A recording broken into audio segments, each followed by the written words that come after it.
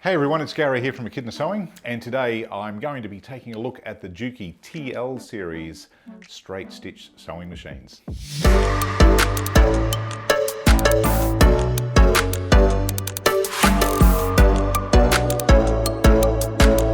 So the Juki TL series, these are what we like to call in the industry semi-commercial machines, but they're more than that. They're fantastic sewing machines. And of course, if you've been around the sewing industry for a while, you'll know Juki is one of the most respected brands in the world, and of course one of the leading industrial machine manufacturers.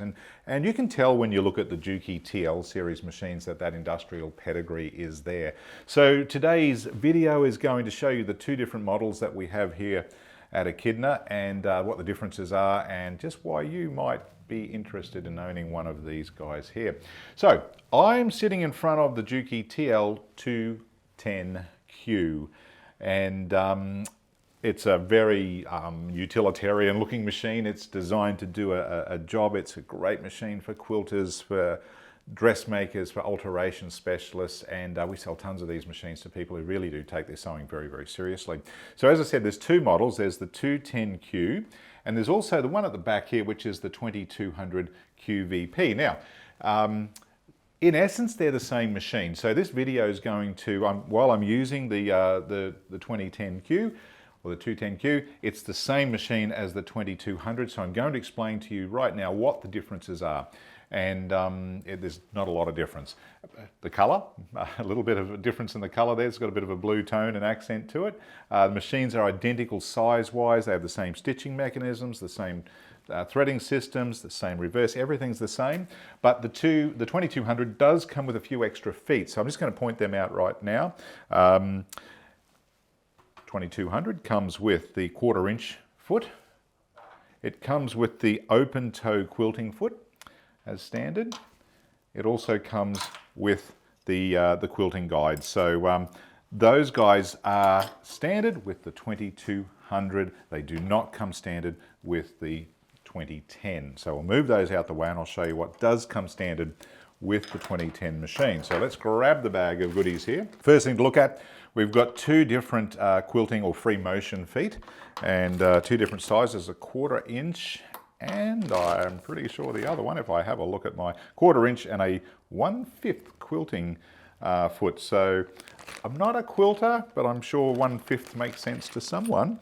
But that's standard in both machines. So everything now I'm talking about will also be in the 2200.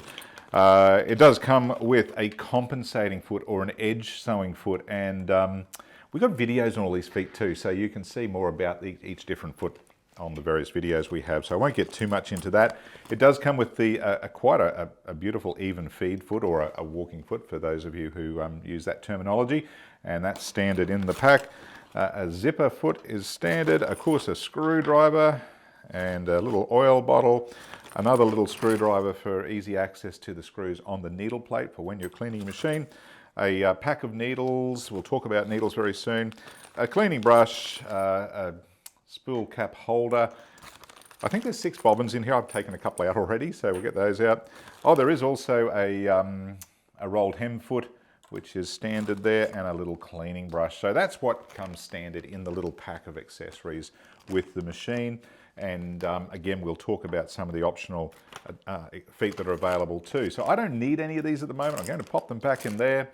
I just wanted to quickly run through that. And of course, if you're on our website, you can download a brochure which itemizes everything that is in that little bag of goodies right there. So we'll pop that out the way. As I said, brochures available, really nice quality brochures, lots of information. So grab one of those while you're on our website or watch the videos. What else is in the box? Of course, there is a power lead, as you'd expect, and a foot control. Foot control is quite special, so I'm going to talk about that very soon too. Naturally, there's an instruction book, very well detailed. It tells you everything you need to know, but again, videos are great. You can use videos, as most people try to do now. It's much more information than in the books. This machine also, both machines also feature a knee lever or a presser foot lifting lever. And this guy here just simply plugs into the front of the machine, and if you're an industrial sewer or you've worked in the industry, you'll know that a presser foot lifter is just magic. And once you get used to using that to lift the foot, you will thoroughly enjoy it. The machine also comes with a really nice case. Actually, I haven't opened this one up. It is a brand new machine I've just opened, but that case opens out, slips over the machine, or cover if you like. It's not really a case, it's just a dust cover. But a good idea to put that on when you are when you're not using the machine. Both models also come with a fabulous table. So this is a lovely accommodating table that sits on the machine like so, and gives you a really nice work surface. Now what's particularly nice about these is the table also has a little access point there, so we can lift that up, lift this up, and we can access our bobbin. Now I'm going to show you that in more detail in just a moment, but that makes it really easy to get to your bobbin, and we'll explain all about the bobbin in a minute. But for the purpose of this demonstration, I'm going to take the table off because I don't want to shield any of the things I'm going to be doing. Now I already have a foot control plugged in, it just plugs in around the side. I should point out the foot control is actually separate to the power lead. So remember in the old days, the foot control was always part of the actual power lead, and it was actually a pain in the backside. So much easier, independent foot control and independent power lead. I'm all plugged in. I'm about to switch the machine on. It has an LED light, both machines. Again, I'm going to repeat myself now. Everything I do from this point on is referring to both machines. So either model is going to have all the features that we talk about here. So power is on, LED light is switched on. Now these are a straight stitch only machine, and that means you cannot do a zigzag on them. They don't do buttonholes and they won't do blind hems, and they're just a straight stitch machine. And for anyone who's a serious sewer, straight stitching is the vast majority of stitching you're going to do is on a straight stitch machine. So what makes these a better straight stitch machine than say your average home machine? Being a dedicated straight stitch machine, that means they do not have a floating needle bar to accommodate for zigzagging. And that by nature, by design, will give you a more consistent straight stitch. There's no movement in the needle bar frame. It's fully fixed. It can't go in any direction. So that's a real bonus for getting that perfect straight stitch quality. The machine itself is also what we call an industrial rotary hook system. So if and camera guy's going to hopefully be able to capture this, if I lift this up here, we can see down in here, we've got the rotary hook system. And if you look at pretty much any industrial machine on the market, straight stitch machine particularly, that's going to be the type of bobbin system or hook system that it's going to have. The bobbin case simply removes by removing the latch and pulling that out, and there we go. So that is a typical industrial bobbin. If you've got a commercial style embroidery machine, you would also know that that's a very similar bobbin case to what you're used to. And we're going to wind that little bobbin in a minute. I'll just pop that down there. Now this type of stitching mechanism does give you, this hook system does give you that perfect quality stitch and at speed as well. So, and speed's a really important thing on this style of machine. The machine itself is very much a metal machine, so it's quite heavy. They weigh about 11 kilograms. So for what is a relatively simple machine, that's quite a bit of weight, and that's a good thing because it's very stable on the bench. You're not chasing that machine around, it's not bouncing around on you. It feels solid. They have an incredibly good feel to them. And you know, I think that's important when you're using a machine. You have to feel good when you're sewing on it. And if you don't sew, you don't understand that. But if you're a really keen sewer, you'll know exactly what I'm talking about. So solid metal base here. The only bit of plastic on this actually is this little cover around the side here, but the rest of it is a metal frame, and the top's metal, everything's metal there, metal, a little bit of plastic on the side there, but in essence it's a metal machine, and very, very solid one at that.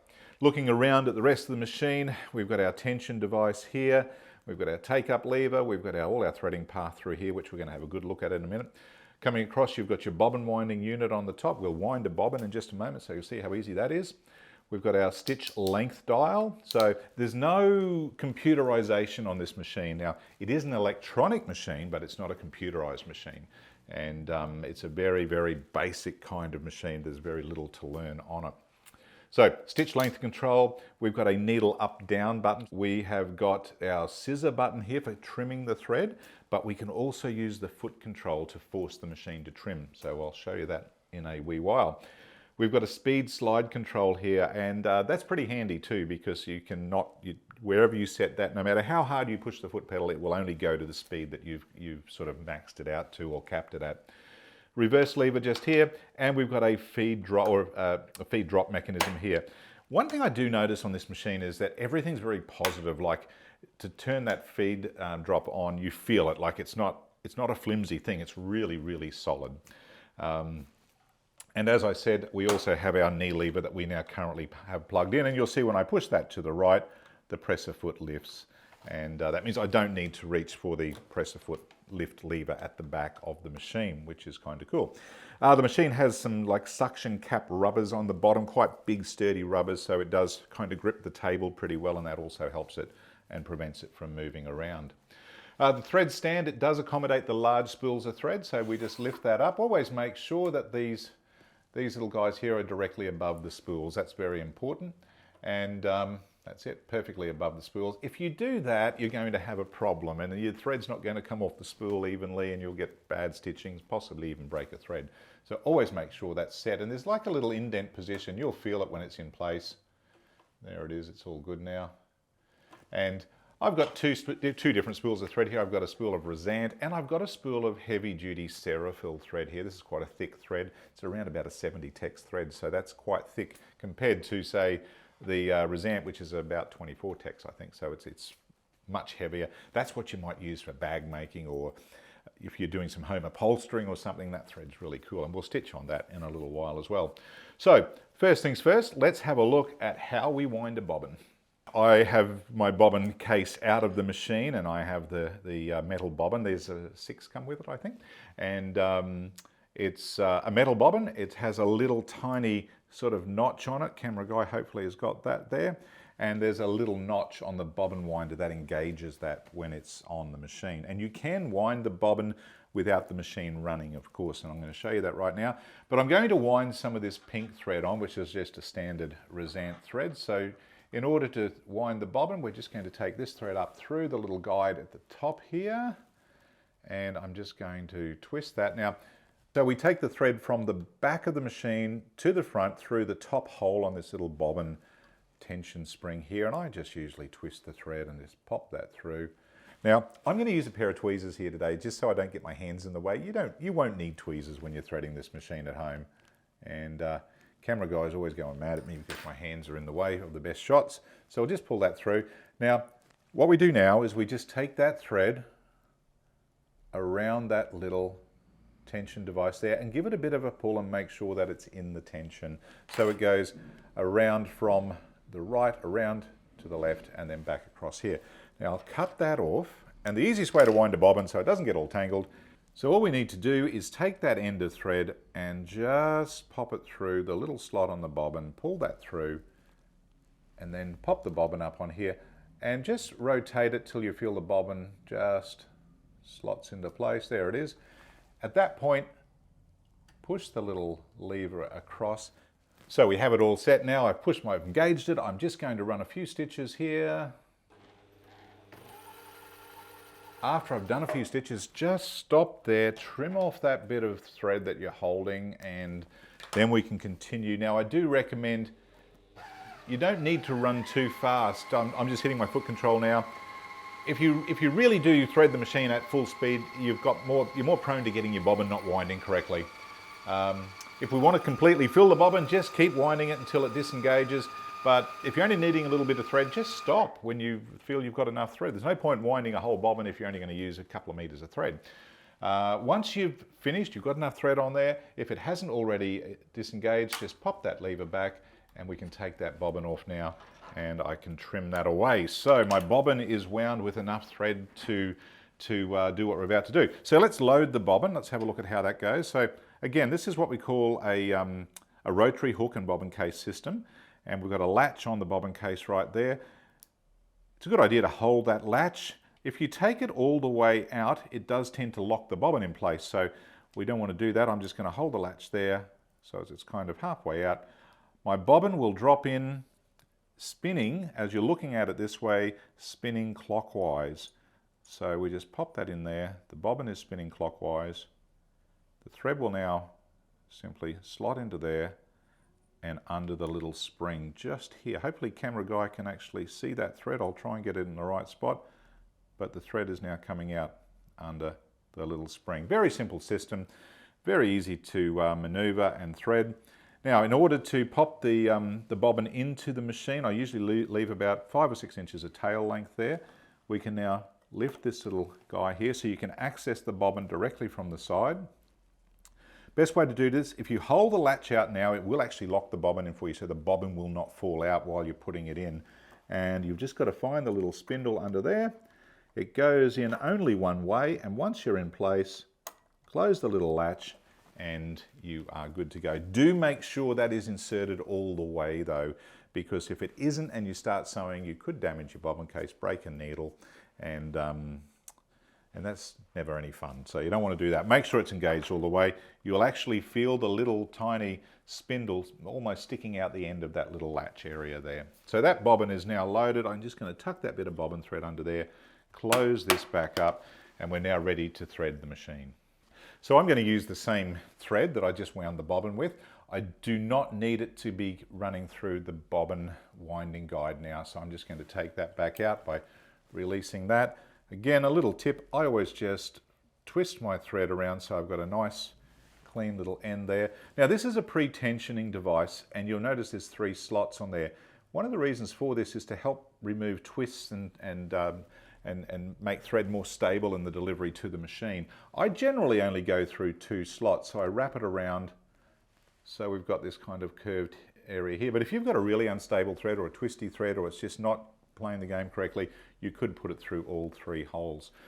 This is a tiny little pre-tensioning device here, and we just put the thread down through there so it goes from right to left down through there. We now have to get into our tension mechanism. Now, on all sewing machines, when you're threading a machine, you should always have the presser foot in the up position, because watch what happens when I lift that. Now, and I'm going to use my lever at the back here for a moment.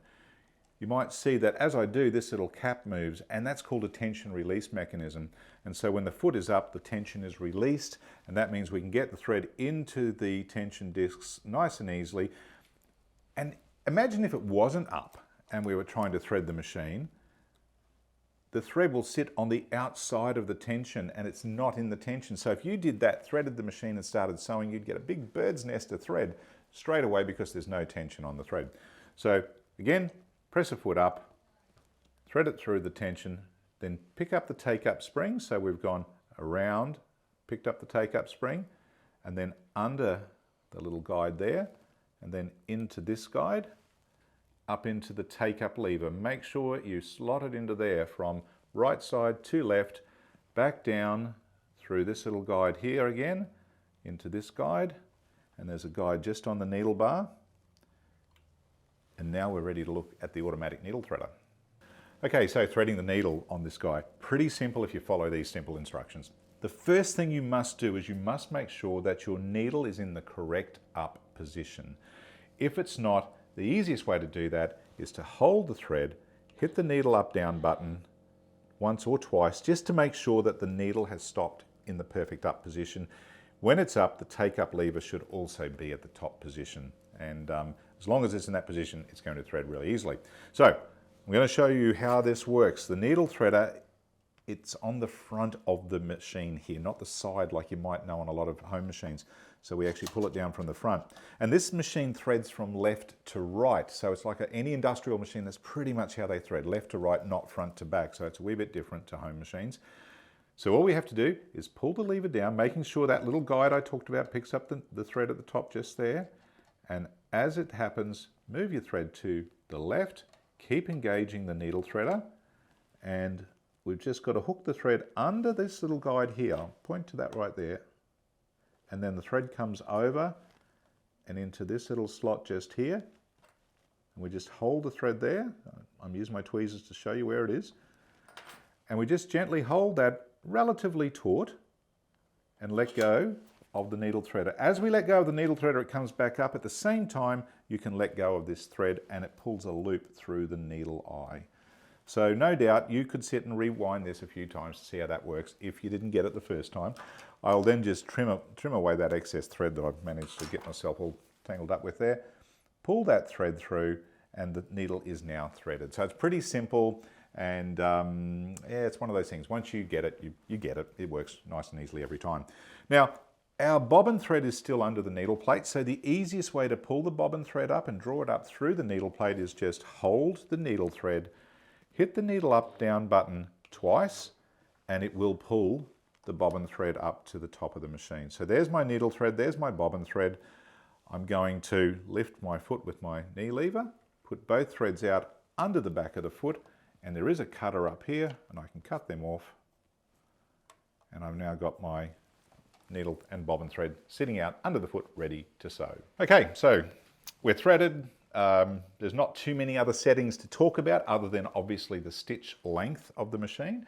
Now, generally speaking, 2.5, 3 mil, very standard stitch length for most sewing applications, but this machine goes right up to 6 millimeters in stitch length. That's quite a long stitch, but that would be for heavier work, it's on denim and top stitching and so on, where you're using that a much longer stitch would be required. But I'm going to set back to about 3 for now, leave it there. We've also got our speed slide control. Now, the speed slide control means you can limit the maximum speed. I'm going to just sort of set it halfway for the moment, and this runs at 1500 stitches per minute, so it's pretty quick. And if you're not experienced, it might get away from you, so using that limiter there will help you. And particularly when you're doing something that's delicate and complicated, you can slow the machine right down to a maximum speed that's very manageable in any situation. Our feed teeth are in the up position, so that's good. And our tension is set basically around, there's a blue line on there. It comes out of the box, set it around the 2.5, 3 mark. And it's a fine tuning adjustment, so don't be panicked by that tension. You're going to find there's very little tension adjustment you'll need to do on this machine, but the good thing about it is that you have total control, and if you're a bit of a sewing purist and you like perfect stitching, you will get perfect stitching, and that'll regardless of the thread you're using, but you have to control that, and you have to understand that an occasional tweak is going to be required if you are changing different threads all the time, but certainly not complicated. And we've also got our presser foot lifting pressure, or presser foot pressure here. And we can raise that to virtually nothing, right down to a full pressure. It'll come basically set in the middle, which is fine. So that's the amount of pressure downward on the presser foot. At this point, I'm just going to lift my presser foot up using my knee lever. I'm going to place my fabric under the foot, and I'm going to sew a few stitches down. And the first thing is they're just solid. They're so solid and they're quiet.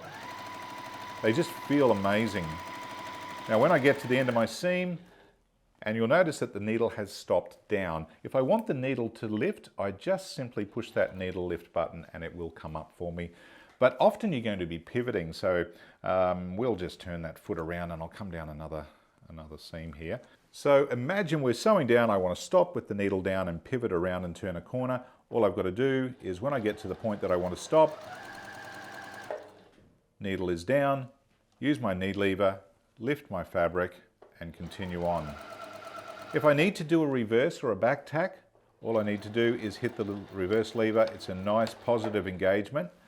And again, we've stopped. I now want to trim the thread and lift the needle and trim the thread. There's 2 ways to trim the thread on this machine. You've got a button here, the scissor button, or the foot control has a really cool heel back position. So we've got forward to make the machine run, but if we heel back using our foot, that will give it the command to trim. And that's a very industrial thing. Almost all industrial trimming machines will do that. So I'm just going to heel back on the back of my foot on the ground there, and the needle comes up, the thread has trimmed. If we lift the foot, you'll see I can just take that out and I've got a perfect trim. Really, really very, very simple. So again, let's imagine, I'm going to start a new seam here. We might be right on the edge of the fabric there. I might do a few stitches forward, a few stitches back, bit of a back tack there. Come down to wherever I want to stitch to. We might get right to the end of the fabric. When I get towards the end, I've got a good back tack there. Hit the trimmer button and we've completed a seam. We've got back tacking top and start and finish, apart from my loose end of thread there.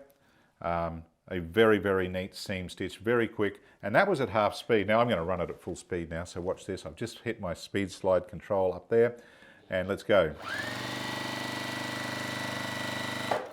So really, really quick, much quicker than most of your home machines. So if you're a bit of a speed demon, you're going to love it. Let's turn that away there. So that's it. It just does straight stitching. That's what the machine is designed to do. But the other great thing about the TL series is they're very powerful. So they have great needle penetration power, much more than you might expect on your average home machine. And where is that handy? If you're alterations, or you work a lot with denims and jeans, and if you're a bag maker and you're working with faux leather and canvases and that sort of thing, this machine's got oodles of power to do that for you. In fact, I'm going to take this old pair of jeans I've got here. I want to show you something really cool. Just an old pair of jeans we had in our scrap barrel here for messing around with. Let's take these belt loops, for instance, quite thick. This is a thick pair of set of denim jeans, and we've got the thickness of a belt loop that's doubled over. Let's imagine we had to climb up over that and stitch that belt loop back on. And this is not an uncommon process, so let's just use our foot lift here. We'll get our foot into position there. I'm going to go to a slightly longer stitch, and all I've got to do is let the machine do the work.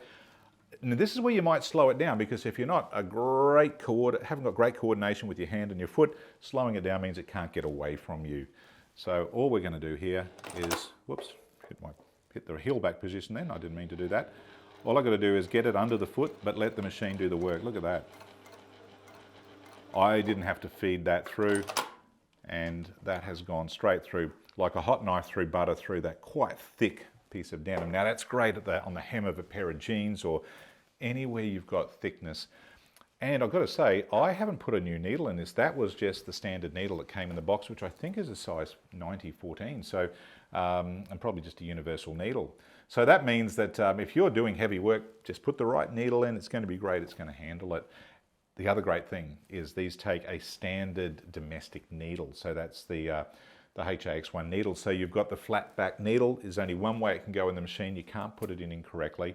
And you can get a vast variety of different needles, top stitch, quilting, jeans needles, microtex needles. So whatever you're sewing, this is going to have the right needle available for it. The last thing I wanted to point out too is it handles heavy thread.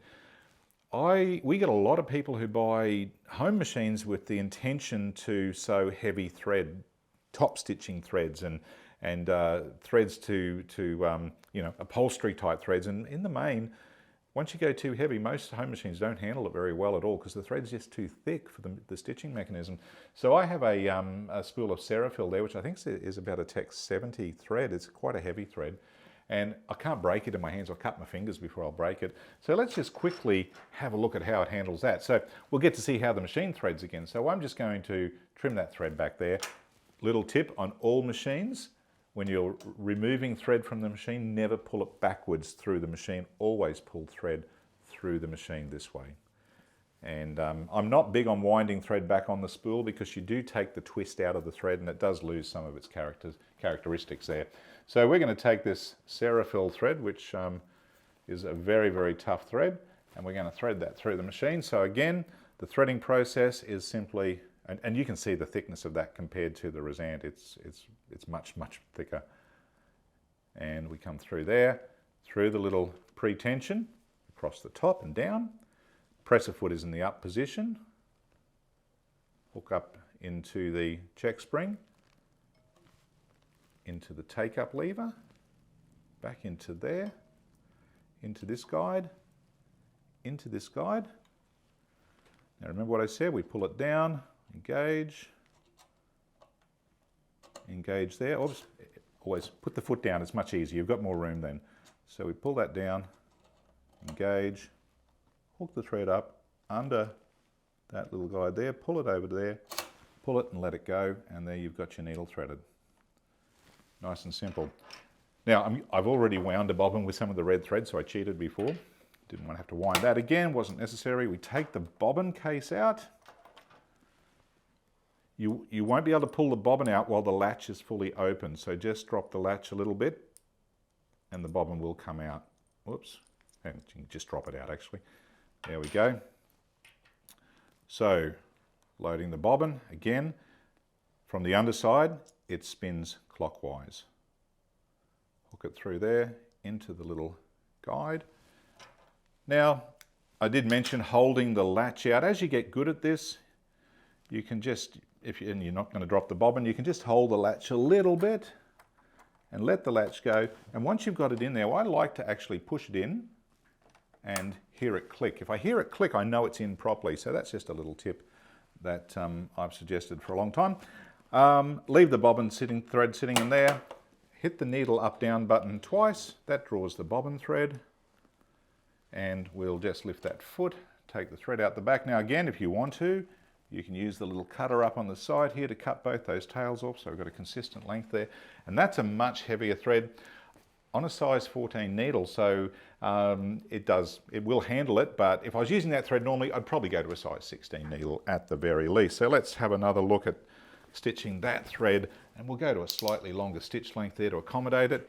Again, all we're going to do is use our presser foot, our foot lift lever, lift the foot, get that under there, and start stitching. And you just gotta, as long as you get it under there, it just is like a hot knife through butter. And there we go. And that's a decent heavy red thread there, and it just handle it like a dream. So, as you can see, not a very good sewer, didn't do it very straight, but you get the idea. It will handle the work for you. And it's just a brilliant piece of equipment, reliable as anything. It's a Juki, so you know it's going to work for you. And it will become your workhorse in your sewing room. And so many folks I know who've got these machines just love them to pieces. They are the go-to machine. So there you go. Visit our website, have a look at the two different models. Obviously that one's a little bit more expensive, the 2200, than the 2010, but it is the same machine, it's just the accessories that will vary. And as always, we're here to help you with any questions you might have, so please call us or contact us in the normal ways if you have questions about these machines or any other machines or anything to do with sewing and embroidery for that matter. And we will be only too happy to help you. Hope you found this interesting. Happy sewing. Bye for now.